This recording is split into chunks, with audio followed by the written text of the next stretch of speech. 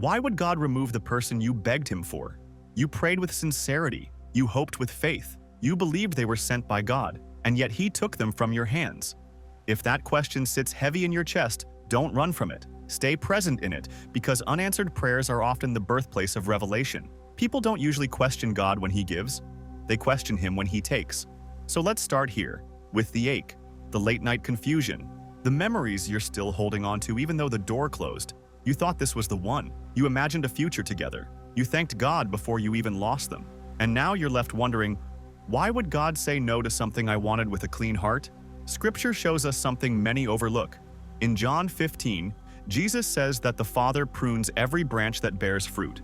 Pruning doesn't mean death. It means careful removal for future growth. Something good. Cut back to make room for something greater. That is how heaven works. It does not break without purpose.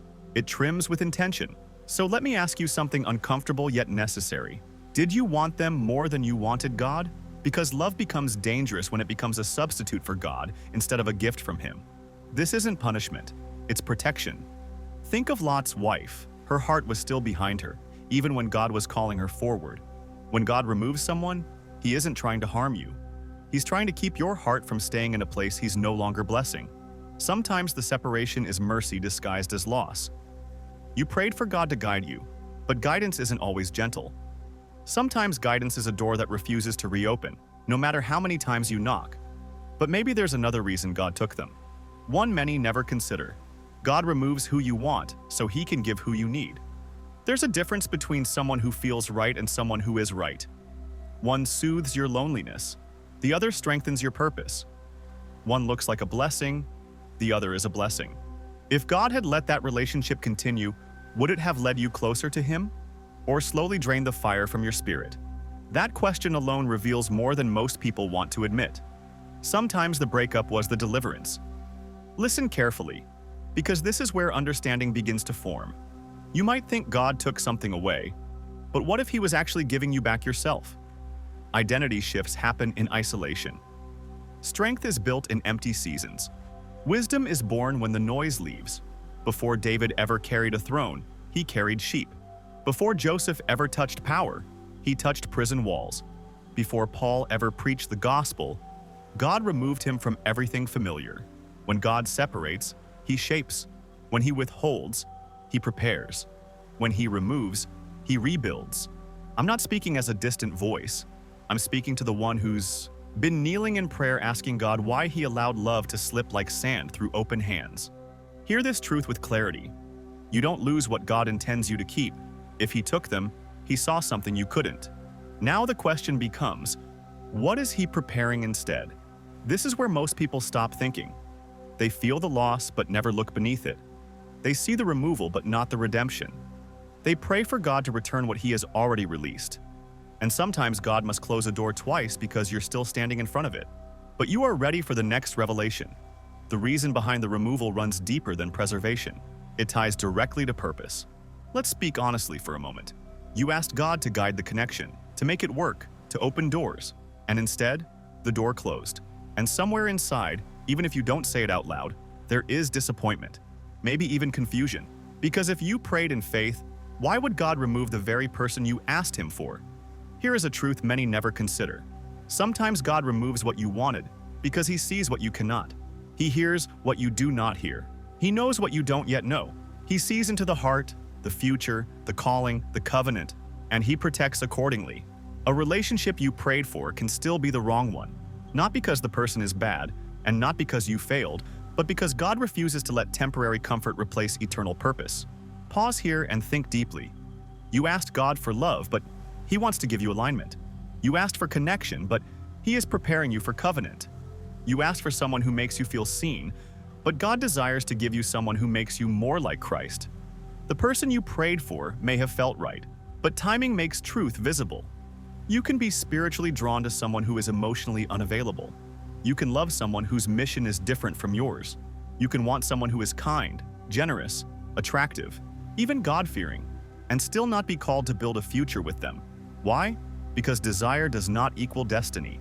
Sometimes God removes someone not to punish you, but to redirect you, not to break your heart, but to keep your purpose intact. Think of Abraham and Isaac for a moment. God asked Abraham to lay down what he loved most, not because God was cruel, but because he wanted to reveal what Abraham could not see yet. Provision was waiting on the other side of surrender. What Abraham released, God later restored in a different form. Multiplied, strengthened, purposeful. Now bring that into your own heart. Could it be that God asked you to release this person the same way? Not because love cannot exist, but because love must be rooted in obedience first. God will not share his throne with a relationship. He will not bless a union that replaces him. If someone became your focus more than your father, he may have stepped in for your protection. Let me ask you gently, but directly. Did you want this person more than you wanted God's guidance? Did you pursue clarity from them instead of seeking direction from him? Did peace weaken the deeper the connection became? If so, then removal was mercy, not rejection. Mercy. You may think you lost someone, but heaven may be whispering, no, you were preserved. You may think a blessing ended, but God may be saying, I kept you from a battle you could not see. You may think you prayed wrong, but perhaps God simply answered differently than you expected. And here comes the part that matters most. Because this is where the story begins to turn. God does not remove without reason. Every separation carries instruction, and every closed door carries revelation. When God takes someone away, he leaves something behind: wisdom, maturity, discernment, spiritual strength. These are not just lessons, they are foundations your future marriage will stand on. The next section will go even deeper into this, because before God adds the right person, he often detoxes the heart from everything that shaped you through the wrong one, not to shame you, but to prepare you for the kind of love that mirrors Christ himself. You've come far, and if something in your spirit is still leaning forward, it's because you know there is more to this than loss. Let's step into the part most people avoid, not because it is harsh, but because it is honest. And truth, when God is attached to it, does not break you. It frees you. Earlier, we explored protection and purpose, but there is een derde laag die vaak dieper snijdt dan de rest. God removes who you prayed for when that relationship would have asked you to shrink spiritually in order to stay emotionally. Let that sit for a second. Some relationships don't fail because love died. They fail because your spirit woke up. There are people you cared for deeply. Maybe you even saw a future with them. But something in the connection pulled you away from prayer, not toward it. You were distracted instead of directed. You felt empty even when you were held. You had peace missing in all the places where love was present. And you blamed yourself for that.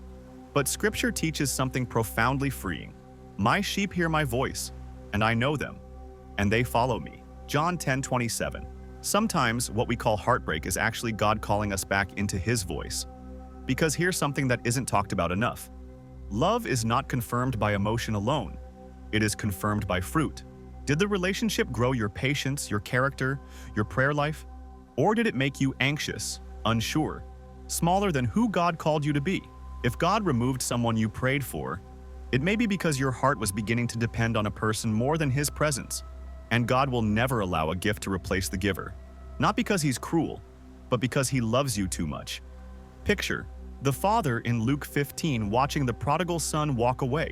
He didn't chase him, but his heart stayed wide open for restoration when the right moment arrived.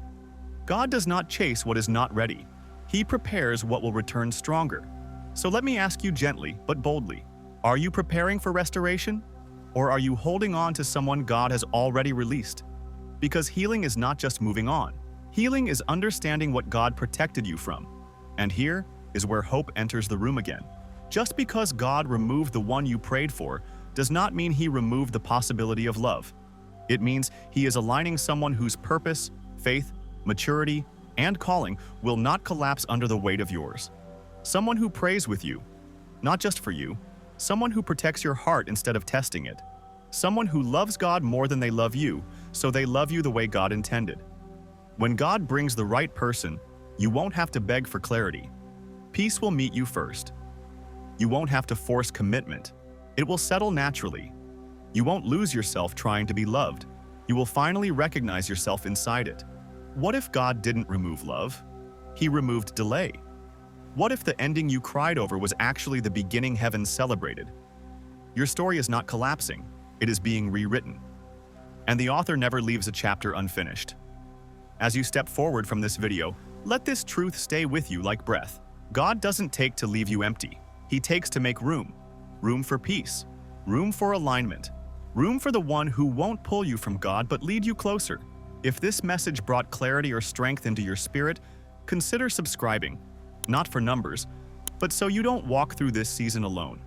I pray you leave today lighter, steadier, and more aligned with the God who writes better love stories than we ever could. May He heal what was broken, guide what is growing, and bless what is becoming.